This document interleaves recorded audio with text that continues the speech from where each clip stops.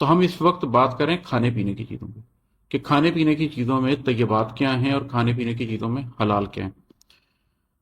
آپ ایسے سمجھ لیں کہ یہ ایک لکیر ہے، اور یہاں پر صرف حلال اور طیب ہی نہیں ہے بلکہ کافی کچھ ہے۔ میں آپ کو سارا کچھ بتا دیتا ہوں۔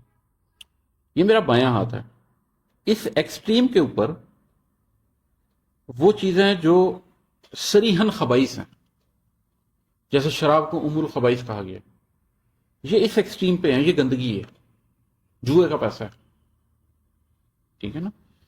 یہ ایک ایکسٹریم ہے۔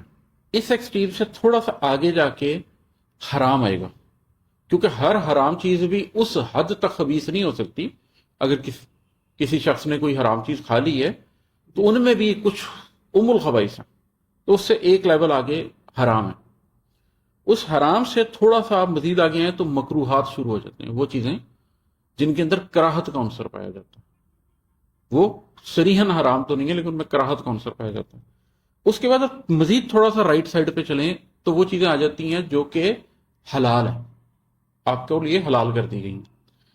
پھر اس سے تھوڑا سا آگے جائیں تو وہ چیزیں آ جاتی ہیں جو طیبات ہیں، اور اس سے بھی تھوڑا سا آگے جائیں تو رزق کریم آتا ہے۔ اب یہ میں نے آپ کو ایک لائن بتا کے 6 چیزیں بتا دی، آپ ان کو 6 کی جگہ 3 کر لیں، 9 کر لیں، لیکن آپ کو ایک بات سمجھنی ہے کہ ایک ایکسٹریم سے لے کے دوسری ایکسٹریم تک رزق کے بہت سے اقسام ہیں۔ میں آپ کو ان کی مثالیں دے دیتا ہوں۔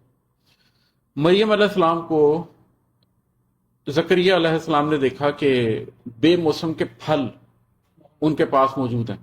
ان کا یہ کہاں سے ہیں؟ تو ان کا مجھے اللہ نے بھیجے۔ یہ رزق کریم ہے، اللہ کی طرف سے عزت کے ساتھ جو رزق دیا گیا ہے کوشش کے بھی بغیر، یہ اس کی سپرلیٹو ایکسٹریم ہے۔ طیبات کیا ہیں؟ طیبات وہ رزق ہے جو ہے تو حلال، لیکن حلال تو صرف اس کا ظاہری معنی شو کرتا ہے کہ ظاہر میں وہ چیز ہمیں حلال نظر آ رہی ہے،